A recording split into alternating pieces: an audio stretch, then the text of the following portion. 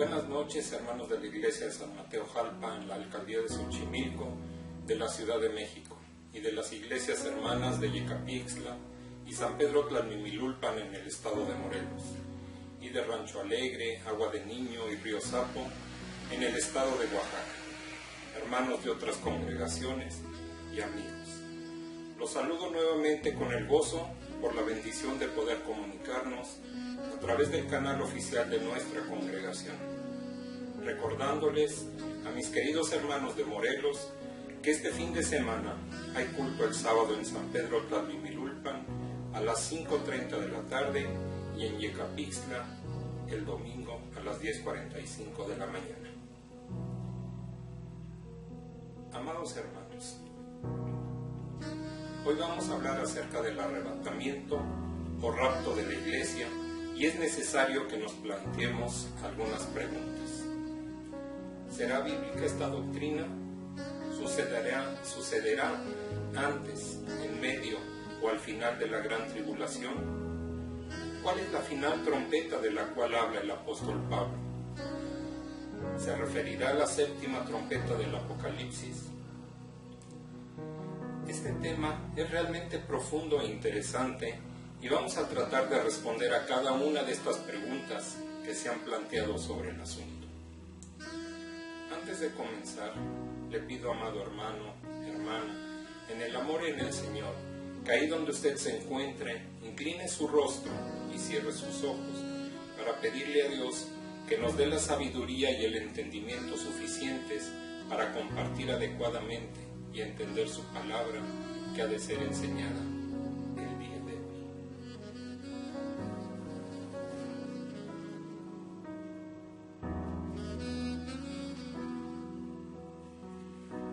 Padre del cielo, nos inclinamos delante de tu presencia para humillarnos ante tu gloriosa presencia, pidiéndote que nos des la sabiduría y entendimiento que necesitamos para seguir conociéndote y aprender cada día más de tu hermosa palabra. Sé tú hablando a tu amada Iglesia, permitiendo que yo mengüe para que tu Santo Espíritu nos permita conocer lo que tú quieres y esperas que aprendamos de ti el día de hoy. Abre nuestros ojos, Padre bendito, para que podamos verte a ti en nuestros hermanos y hermanas. Danos otra vez de tu Espíritu, para que nos volvamos un solo corazón y una sola alma. Te lo pedimos en el nombre de Cristo Jesús, nuestro Señor y Salvador. Amén y amén. Ahora, hermanos, los invito a escuchar y entonar esta hermosa alabanza que hace referencia a la bendición sacerdotal del libro de Números capítulo 6, versículos 24 al 26. Para darle la gloria y la honra a aquel que nos ha dado todo su amor y nos muestra su infinita misericordia y nos bendice y nos guarda y nos da paz en todos los momentos de nuestra existencia.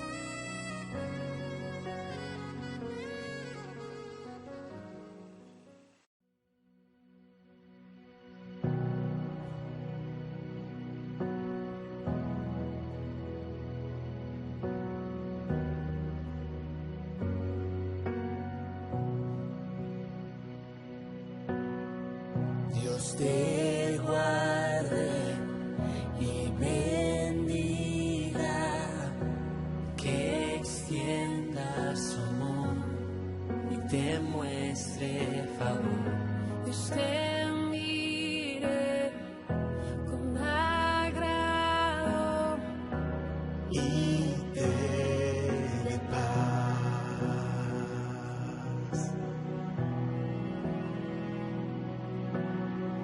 Dios te guarde y bendiga, que extienda su amor y te muestre favor. Dios te mire con agrado y te dé paz.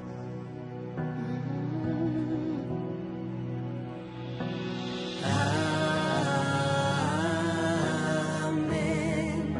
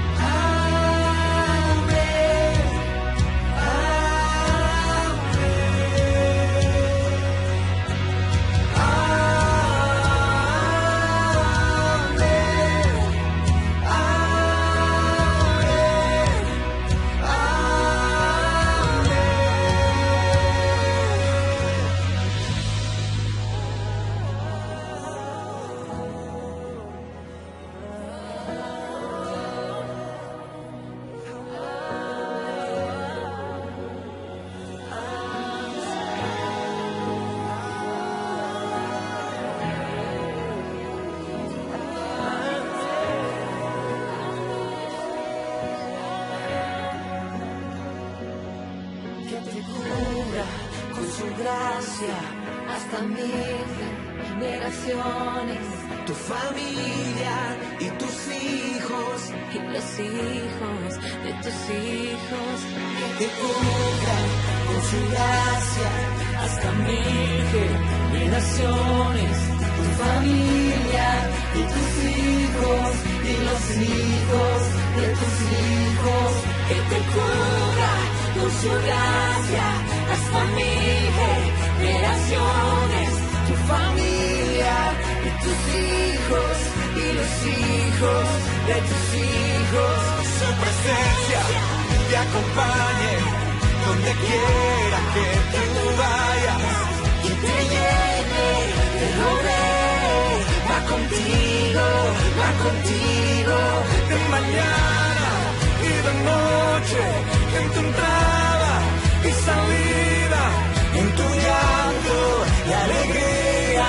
Él te ama, Él te ama, Él te ama, Él te ama, Él te ama, Él te ama, Él te ama, Él te ama, Él te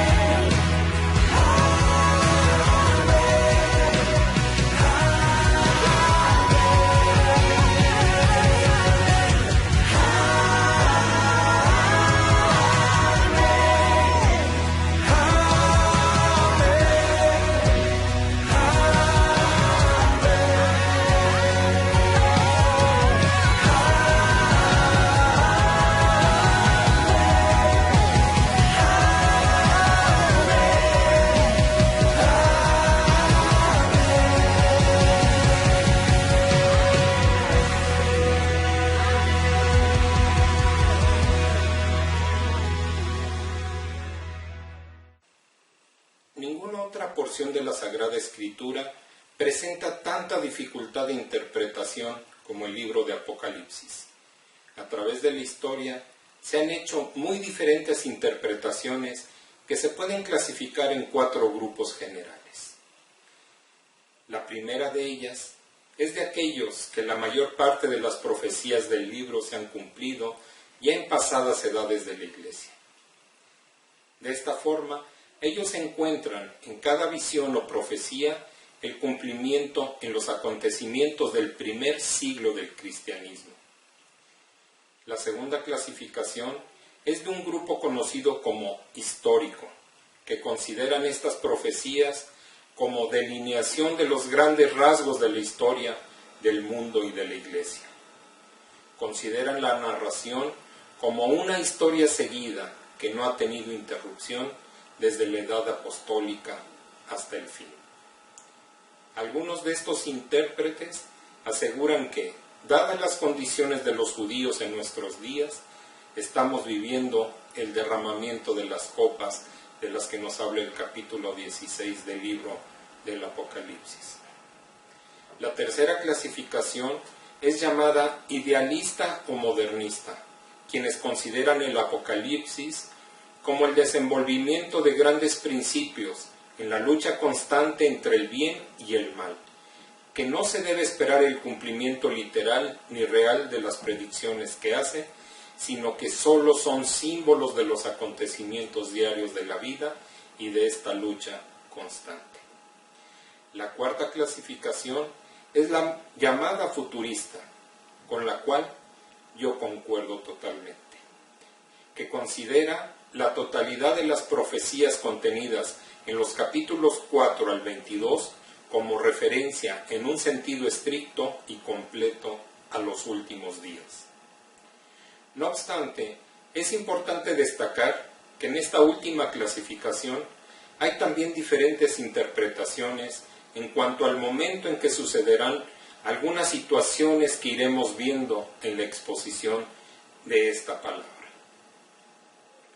Las Escrituras nos hablan sobre un arrebatamiento en el cual vamos a ser transformados, como nos deja ver la primera carta a los tesalonicenses en su capítulo 4, versículos 16 y 17. Primera de Tesalonicenses 4, 16 y 17 nos dice: porque el Señor mismo, con voz de mando, con voz de arcángel y con trompeta de Dios, descenderá del cielo, y los muertos en Cristo resucitarán primero. Luego nosotros, los que vivimos, los que hayamos quedado, seremos arrebatados juntamente con ellos en las nubes, para recibir al Señor en el aire, y así estaremos siempre con el Señor. Como usted puede ver aquí, hermano, se nos habla sobre un arrebatamiento en el cual vamos a ser transformados y recibiremos cuerpos glorificados, como también la primera carta a los Corintios, en su capítulo 15, versículos 51 y 52, nos dice: He aquí, os digo un misterio. No todos dormiremos, pero todos seremos transformados. En un momento, en un abrir y cerrar de ojos, a la final trompeta, porque se tocará la trompeta, y los muertos serán resucitados incorruptibles, y nosotros seremos transformados. Así que, contestando la primera de las cuestiones planteadas antes de orar, encontramos que el arrebatamiento sí es una doctrina bíblica. Ahora la pregunta o el dilema es saber cuándo será ese evento con relación a los 7 años de tribulación. ¿Será antes, en medio o al final de la gran tribulación? Esto es fundamental porque de ello depende mucho de lo que cada uno de nosotros creemos sobre el fin. Este tema del rapto o arrebatamiento es algo muy interesante y hay opiniones divididas al respecto. En sí, hay 3 posturas distintas con relación al tema. Primero, están los que creen que será al final de los 7 años que seremos levantados para ver al Señor en las nubes. Seremos transformados y luego veremos a la tierra para reinar visible y literalmente con Cristo por 1000 años. Luego están los que piensan que seremos levantados a mitad de la gran tribulación para ser guardados de la mitad más feroz del juicio y así estar en el cielo por 3 años y medio. Y luego están los que creemos que el rapto será antes de los 7 años de tribulación. De manera que, mientras en la tierra habrá 7 años de gran tribulación con el anticristo como gobernante, la iglesia estará en el cielo simultáneamente celebrando las bodas del Cordero, y será entonces, al final de los 7 años, que regresaremos con Cristo para reinar en su reino milenio. Es verdad que las 3 posturas pudieran tener versículos que parecieran apoyar cada una, pero creo que hay mucha más evidencia bíblica para creer que el rapto será antes de la gran tribulación. Por esto, veremos algunos argumentos bíblicos y estudiaremos los otros pasajes que aparentemente parecieran apoyar los otros puntos de vista para ver si se alinean a la verdad completa de la palabra de Dios. Ahora bien, quisiera aclarar algo fundamental antes de entrar en cosas más profundas. Algunos argumentan que la palabra rapto no está en la Biblia.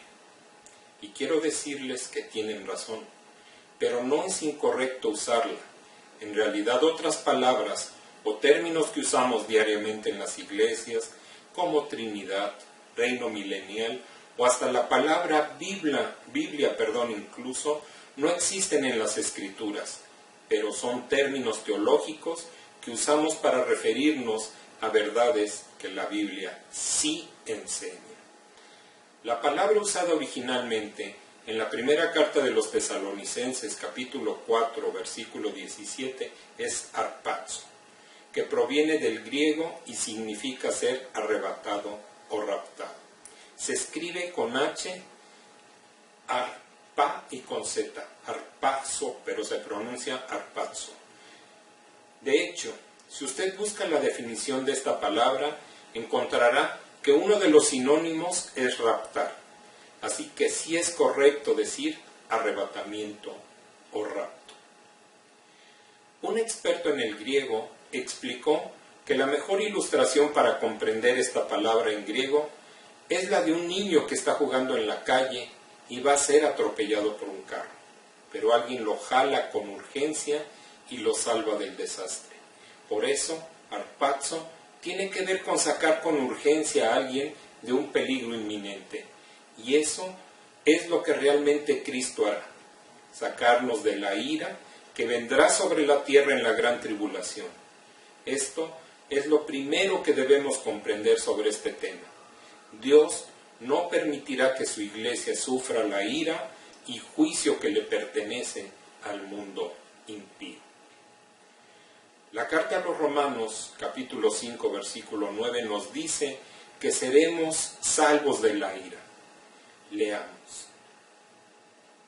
Romanos 5, 9. Pues mucho más, estando ya justificados en su sangre, por él seremos salvos de la ira. También la primera carta a los Tesalonicenses, capítulo 1, versículo 10, nos dice que Cristo nos libra de la ira venidera. Veamos. Primera de Tesalonicenses 1:10. Esperar de los cielos a su Hijo, al cual resucitó de los muertos, a Jesús, quien nos libra de la ira venidera. Quien nos libra de la ira venidera. Luego, en el capítulo 5, versículo 9, cuando el apóstol Pablo habló de la ira que sería derramada en la gran tribulación, dijo lo siguiente. Primera Tesalonicenses 5, 9.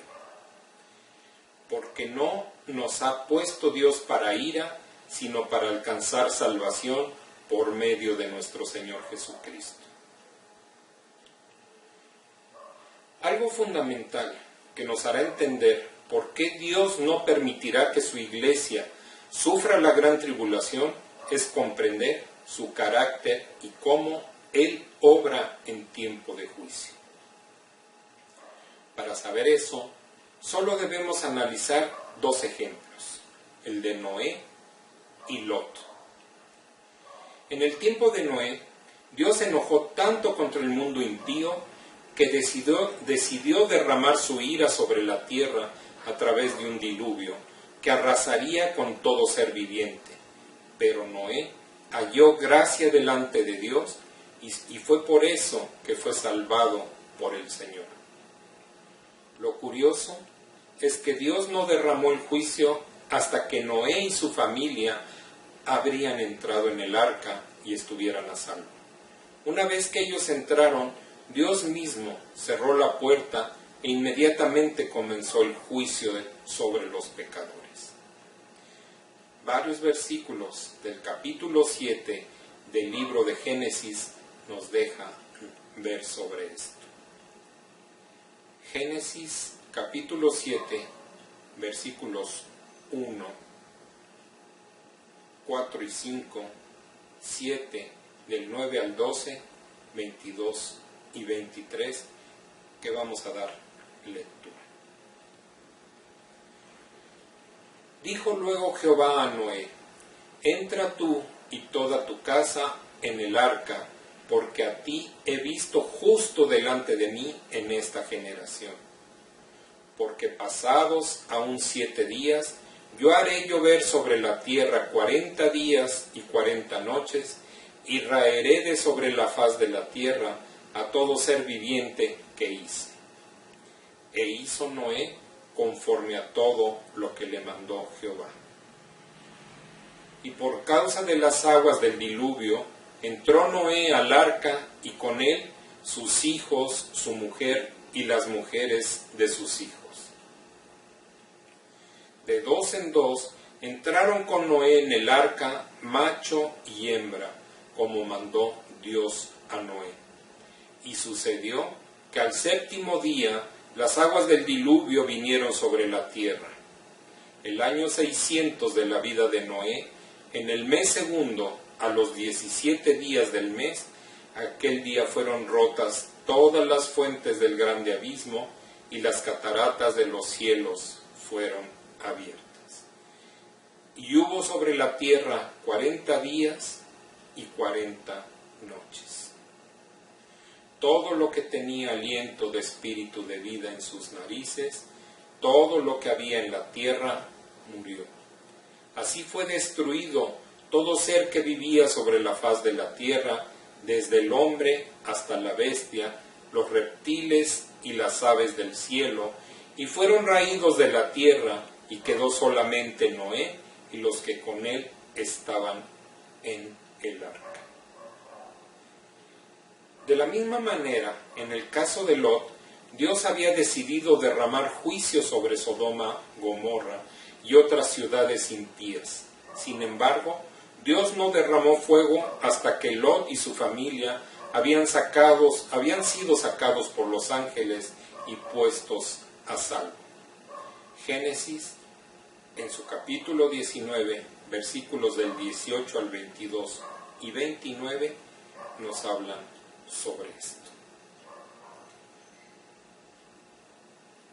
Pero Lot les dijo: no, yo os ruego, señores míos, he aquí, ahora ha hallado vuestro siervo gracia en vuestros ojos, y habéis engrandecido vuestra misericordia, que habéis hecho conmigo dándome la vida. Mas yo no podré escapar al monte, no sea que me alcance el mal y muera. He aquí, ahora esta ciudad está cerca para huir allá, la cual es pequeña. Dejadme escapar ahora allá. ¿No es ella pequeña? Y salvaré mi vida. Y le respondió: he aquí, he recibido también tu súplica sobre esto, y no destruiré la ciudad de que has hablado. Date prisa, escápate allá, porque nada podré hacer hasta que hayas llegado allí. Por eso fue llamado el nombre de la ciudad Zoar. Así, cuando destruyó Dios las ciudades de la llanura, Dios se acordó de Abraham y envió fuera a Lot de en medio de la destrucción, al asolar las ciudades donde Lot estaba. Aquí vemos otra vez que Dios primero pone a salvo a su pueblo y entonces derrama juicio sobre el impío. Aún más, cuando Dios le reveló a Abraham lo que iba a hacer en Sodoma, Abraham apeló al justo carácter de Dios y él le dijo en Génesis 18, versículos 23 al 25, lo siguiente. Y se acercó a Abraham y dijo: ¿destruirás también al justo con el impío? Quizá haya 50 justos dentro de la ciudad. ¿Destruirás también y no perdonarás al lugar por amor a los 50 justos que estén dentro de él? Lejos de ti el hacer tal, que hagas morir al justo con el impío, y que sea el justo tratado como el impío. Nunca tal hagas. El juez de toda la tierra no ha de hacer lo que es justo. Hermanos amados, Abraham conocía el carácter de Dios y que Él no castiga al justo, juntamente con el impío.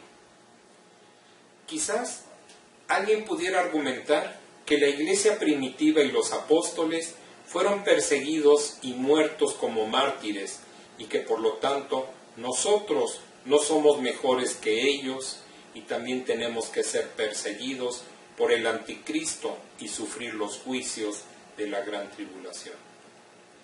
El problema con estas afirmaciones es que hay que discernir la diferencia entre pruebas y aflicciones que los cristianos atraviesan normalmente y tiempos de juicio divino e ira sobre los impíos. La persecución que la iglesia primitiva atravesó es simplemente parte de las pruebas, aflicciones y persecuciones que todo cristiano tiene que atravesar de alguna manera u otra. Pero el tiempo de la gran tribulación no es un tiempo de prueba de Dios como cualquier otro. Cuando analizamos el libro de Apocalipsis, no vemos a Dios intentando purificar a su pueblo, ni pasándolo por pruebas para que la iglesia crezca o se expanda. Más bien, vemos que los 7 años finales serán un tiempo de ira y juicio de Dios sobre el mundo impío. Es tan cierto que será un tiempo de ira de Dios que después que se toque la 4ª trompeta, se oye a un ángel que dice: ay, ay, ay de los que moran en la tierra, a causa de los otros toques de trompeta que están para sonar los 3 ángeles. Apocalipsis 8:13. Luego, vemos que hay 7 copas llenas de la ira de Dios y son derramadas sobre la tierra para castigar al mundo impío. Decir que el tiempo de la gran tribulación y la ira de Dios no es lo mismo es algo absurdo, porque ese es el tema principal del Apocalipsis, el juicio y la ira de Dios sobre el mundo impío y la victoria de Cristo sobre el mal.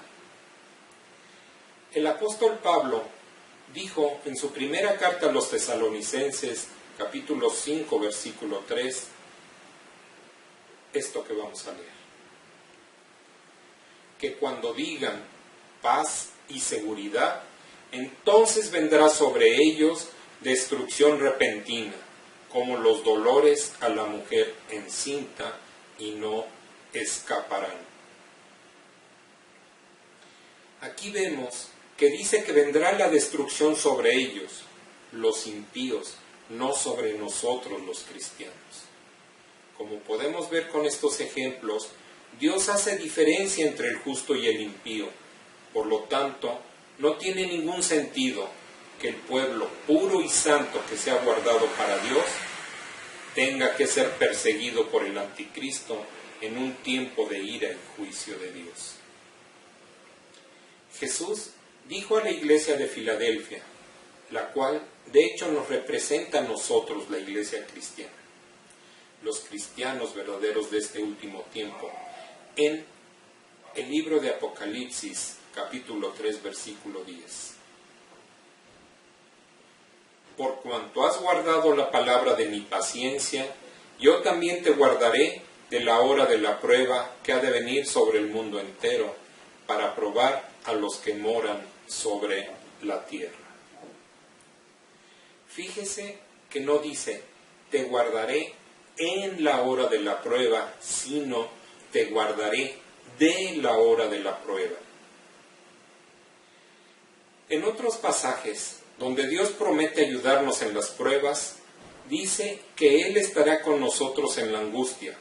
Pero cuando Jesús habló de la gran tribulación, Él dijo, te guardaré de, haciendo entender, así como Noé y Lot fueron guardados para no ser afectados por el juicio.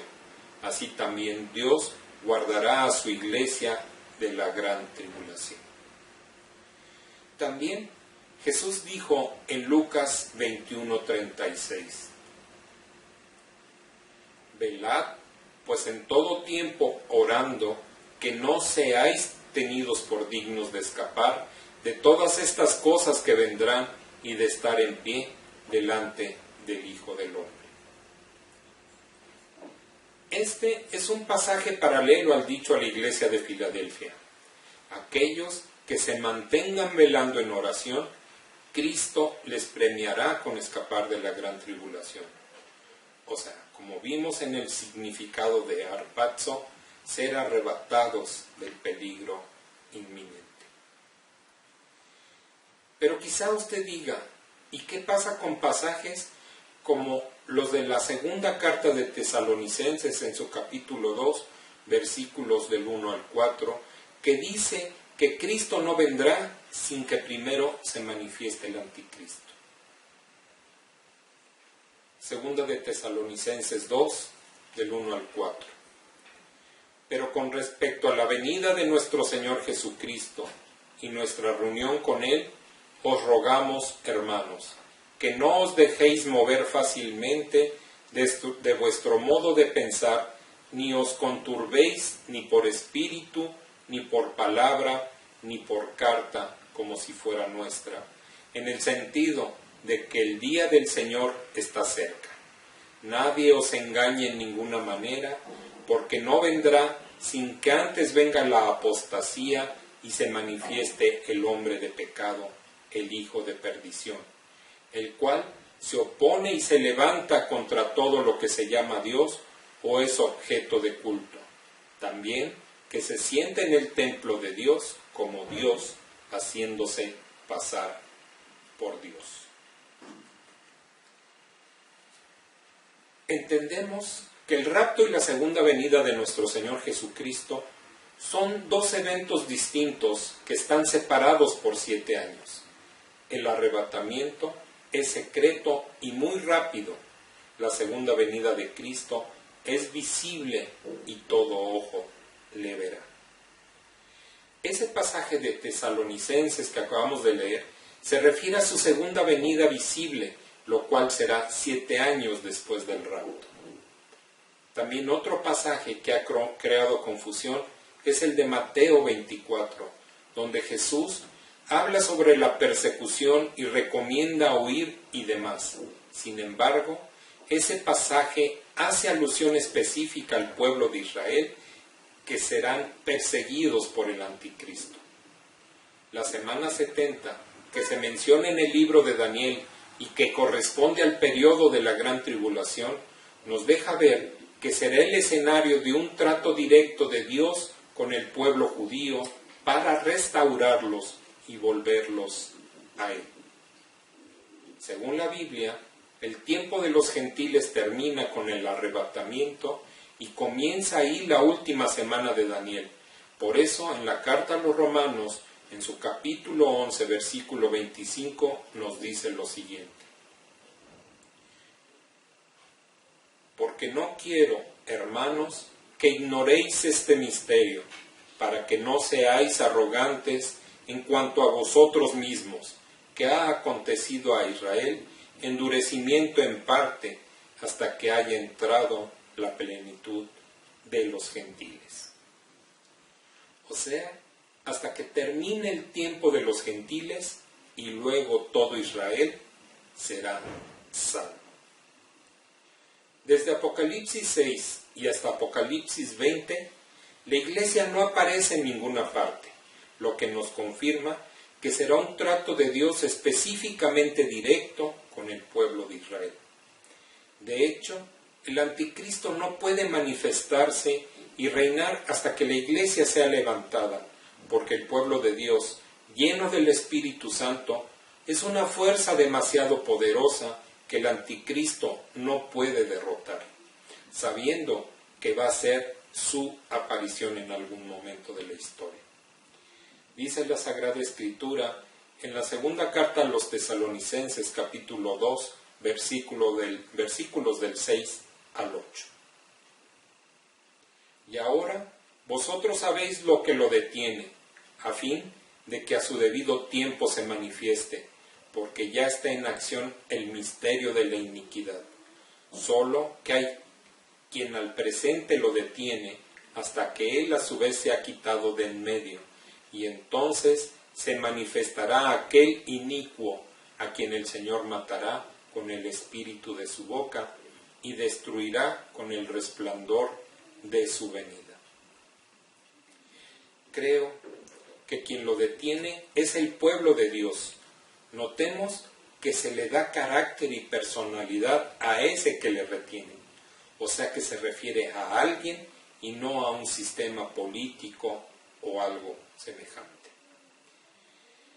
En el Evangelio de San Juan, en su capítulo 14, versículo 3, Jesús le habló a su iglesia una de las promesas más hermosas que podemos encontrar en toda la Sagrada Escritura. Juan 14:3. Si me fuere y os preparare lugar, vendré otra vez y os tomaré a mí mismo, para que donde yo estoy, vosotros también estéis. Vea que aquí no nos habla de venir a la tierra para reinar por 1000 años, sino que Cristo habla de venir a tomarnos para subir a donde Él está. Los que enseñan que la Iglesia tiene que pasar por la gran tribulación creen que subiremos a las nubes para luego regresar a la tierra para reinar por 1000 años. Ellos dicen, según su teología, que nosotros nunca visitaremos el cielo, pero este pasaje nos muestra lo contrario, que Cristo nos vendrá a buscar para habitar las mansiones que Él nos está preparando. ¿Dónde? En el cielo. Ahora quisiera entrar en materia para aclarar una de las dudas más grandes que muchos tienen, y es el tema de la final trompeta. Algunos dicen que el rapto será terminando los 7 años de gran tribulación, porque el apóstol Pablo dijo que seremos arrebatados a la final trompeta, y que por lo tanto eso se refiere a la última de las 7 trompetas que se tocarán en la gran tribulación. Pero quiero decirles que la final trompeta de la que habló Pablo y la 7ª trompeta que toca el ángel en Apocalipsis 11 no tienen nada que ver la una con la otra. En realidad, Juan escribió sobre las 7 trompetas de Apocalipsis de 35 a 45 años después de que Pablo hablara sobre el toque de la final trompeta, después del cual vamos a ser arrebatados.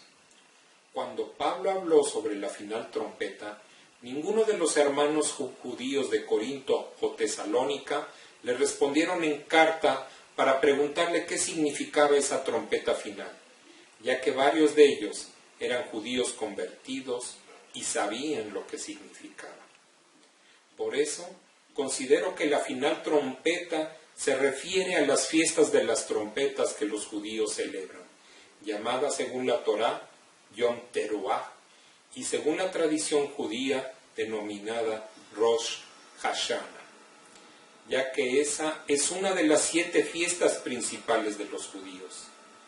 También se conoce como el día del toque del shofar y como el día del juicio, porque ese día Dios juzga a los hombres abriendo 3 libros, uno con los malos, quienes quedan inscritos y sellados para la muerte, otro con los buenos, quienes quedan inscritos y sellados en el libro de la vida, y el tercero para quienes serán juzgados en Yom Kippur, día del perdón. La historia dice que en esta fiesta se tocaban varios sonidos del shofar, cada uno de ellos con su nombre en el hebreo, y al final había un toque de trompeta que era un sonido final que se extendía lo más posible. Iba aumentando de volumen hasta que el ministro no podía mantener más aire en sus pulmones. A ese toque de trompeta se le conocía en Israel como la última trompeta o la final trompeta. A ese toque final es al que se refirió el apóstol Pablo. Podemos preguntarnos, ¿qué tiene que ver la fiesta de las trompetas con el arrebatamiento de la iglesia? Pero recordemos que las fiestas judías tienen mucha sincronización o simbolismo con los eventos proféticos. Por ejemplo, fue en la Pascua que Cristo murió por nosotros. Fue en Pentecostés que la iglesia nació oficialmente. Y así, cada una de las fiestas simboliza diferentes momentos gloriosos de la iglesia y del pueblo judío. Aún más, la última fiesta que estamos esperando proféticamente es la de los tabernáculos, que representa el reino milenial de Cristo aquí en la tierra. Y tenemos que considerar que antes de esa fiesta de los tabernáculos está la de las trompetas. Ahora, recordemos cuando Moisés y Dios hablaron en el monte Sinaí. Dice Éxodo 19:19 que el sonido de la bocina o la trompeta iba aumentando en extremo, justo como en el último toque de trompeta en las fiestas judías. Dice aún más, y Moisés hablaba y Dios le respondía con voz tronante, y descendió Jehová sobre el monte Sinaí, sobre la cumbre del monte, y llamó Jehová a Moisés a la cumbre del monte y Moisés subió.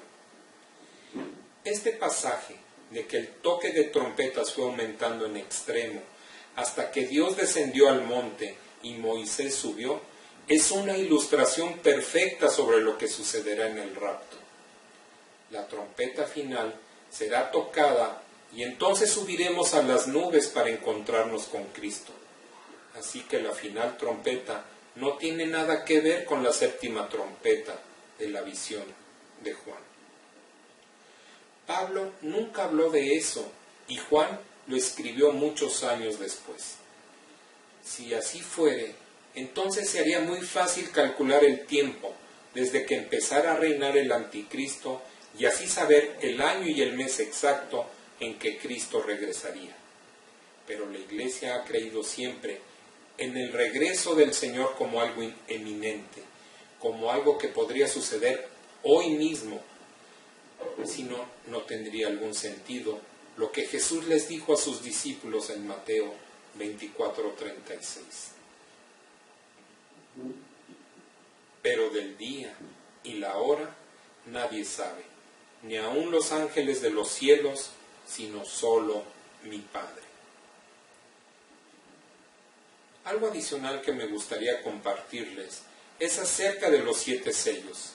En el tiempo antiguo, si un hombre rico deseara dejar escrita su voluntad para después de muerto, incluso algún testamento oficial sobre alguna propiedad, él buscaba 7 testigos que pusieran la marca de su anillo con tipo cera en cada sello, y así el libro o rollo quedaría sellado hasta el momento oportuno. Para abrir el libro o rollo tenían que estar presentes los 7 testigos o sus hijos respectivos con los anillos en sus manos en caso de que los primeros hubieran muerto. Entonces, con los testigos presentes, la persona encargada o digna podía abrir el libro en presencia de los testigos. Ahora, viene algo muy interesante. Es por esto que en Apocalipsis hay 7 iglesias y 7 pastores. No hay 6, ni 8, ni 4. Para que el Cordero abra el libro de los 7 sellos, la iglesia tiene que estar presente en el cielo como testigo presencial. Es por esto que el libro no se abre hasta después que Juan ve una puerta abierta en el cielo y escucha la voz que dice, sube acá. Apocalipsis 4:1. Después de esto, miré, y he aquí una puerta abierta en el cielo, y la primera voz que oí, como de trompeta, hablando conmigo, dijo, sube acá, y yo te mostraré las cosas que sucederán después de estas. Amados hermanos, cuando la iglesia sea llevada al cielo, entonces comenzarán a abrirse los 7 sellos, no antes. De hecho, de Apocalipsis 1 al 3, vemos que Jesús le envía el mensaje a las 7 iglesias de Asia que simbolizan las distintas épocas de la iglesia a través de estos casi 2000 años. Y ya en el capítulo 4 comienza entonces la revelación de los eventos de la gran tribulación aquí en la tierra. Pero lo que da inicio a esa alusión es un llamado de Dios en el cielo que dice, sube acá. Según la Biblia de estudio de John MacArthur, la expresión sube acá no es una referencia velada al arrebatamiento de la iglesia, sino un mandato para que Juan fuera transportado al cielo en el Espíritu, de forma temporal y sobrenatural, con el fin de recibir revelación específica acerca de sucesos futuros.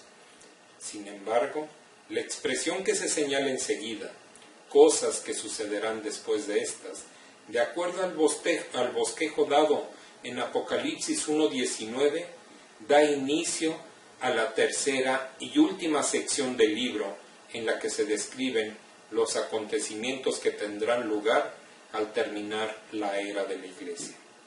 Por lo que sí podemos considerar un parteaguas entre la era de la Iglesia y el inicio de la gran tribulación con este versículo que acabamos de leer.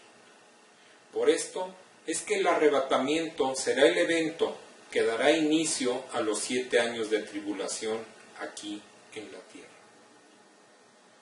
Confirmamos entonces, hermanos, que el arrebatamiento es una doctrina bíblica y que pudiera suceder en cualquier momento, en un abrir y cerrar de ojos.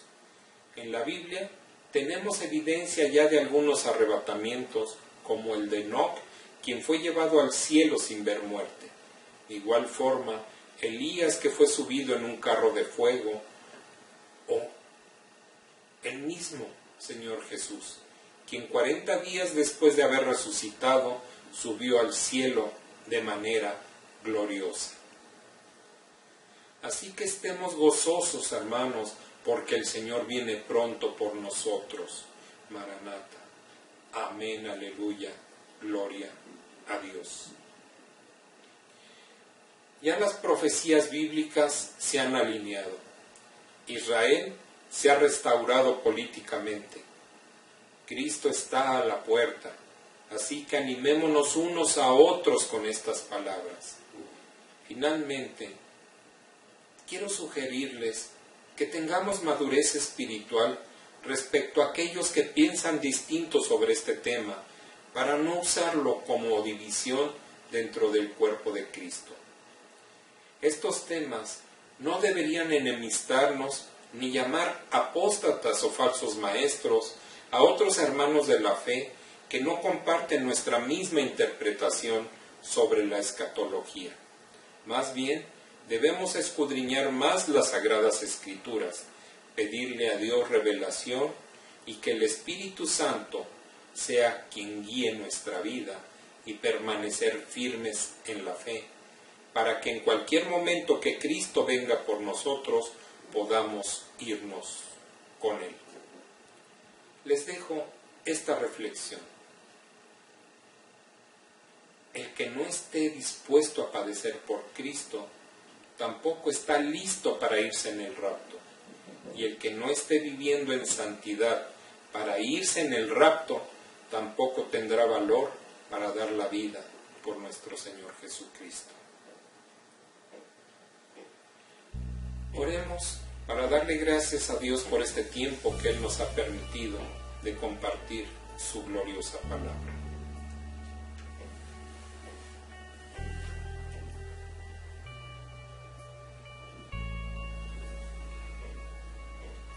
Dios Padre Omnipotente, te adoramos y te glorificamos.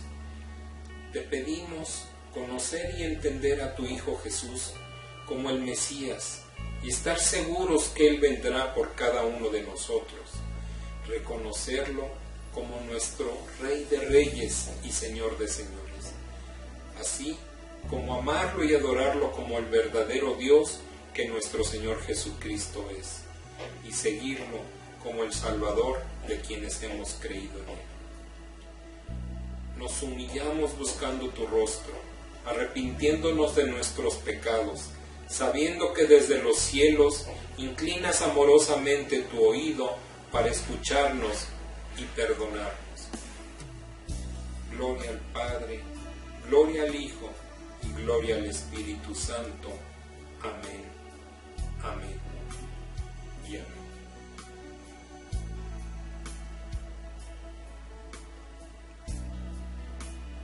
Quiero finalizar con este hermoso versículo y posteriormente una alabanza que hace referencia a esto. Segundo libro de Crónicas 7:14.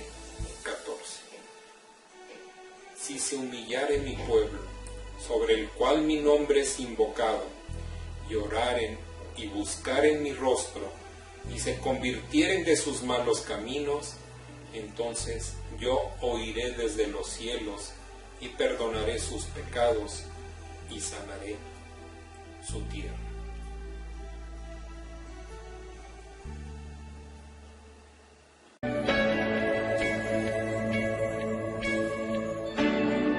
Si mi pueblo se humillare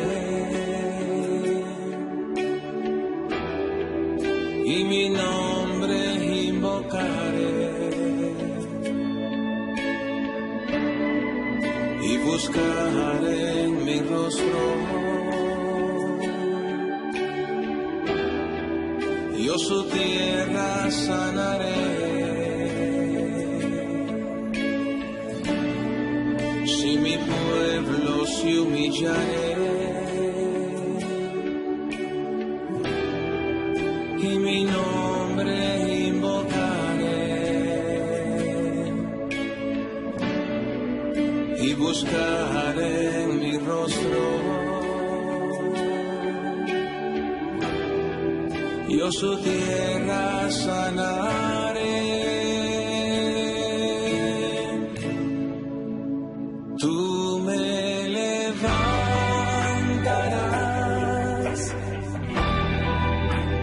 tú me levantarás, tú me levantarás,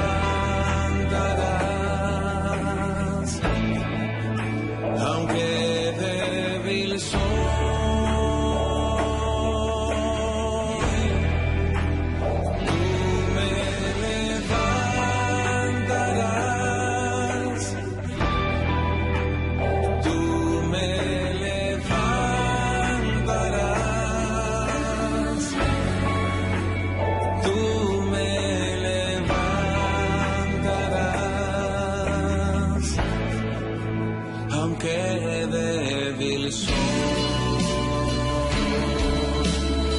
Si mi pueblo se humillare,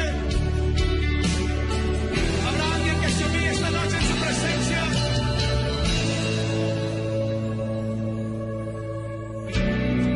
Si mi pueblo se humillare y mi nombre invocaré, y mi nombre invocaré, buscaré mi rostro y buscaré mi rostro, yo su tierra sanaré, yo su tierra sanaré. Tú me levantarás, tú me levantarás. Esas manos arriba. Tú me levantarás, aunque débil soy. Vamos, levanta tus manos.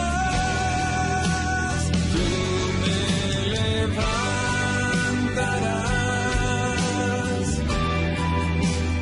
tú me levantarás,